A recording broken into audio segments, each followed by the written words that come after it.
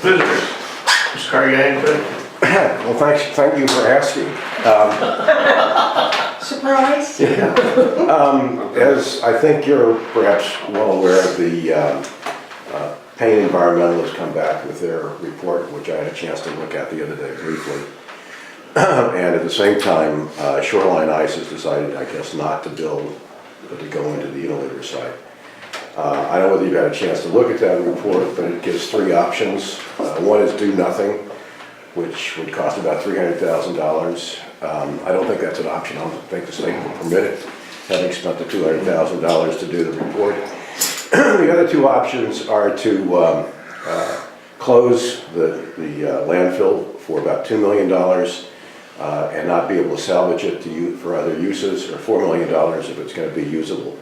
And in view of Shoreline Ice moving, I think it's not premature to have some idea of what the plans are, where the money's coming from, and how that land might be used in the future.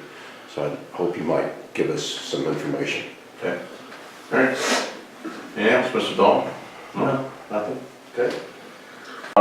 Kirk, regarding Neil's report, we've met with DEP several times with those options in mind, and right now DEP is not pushing us to do anything. Really, the only reason I don't push us to do anything is if somebody comes up with an idea to reuse that. If somebody wants to come forward, now we have plans in place of what needs to be done for closure, reuse, closure, et cetera, et cetera.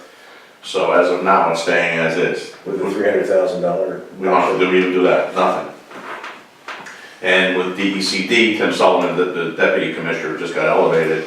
If somebody comes to reuse it, and wants to do a reuse of some sorts up there that will generate some income for the town or jobs, they still have money available that they would be willing to work with whoever it is. So, and it's not 100% Shoreline's going either, because with the Unilever thing, there's a potential that somebody may be filing an appeal on the variance, which could Change things. Yeah. So I think that's why he's going to the zoning for possibly a language change or small text change, because prior to January, when the regs were changed to allow for the 70,000 square foot of recreational space, he could have gone in there with nothing more than a change of use, because it didn't restrict the amount of recreational space you could have inside. If we reverse that, would that change it?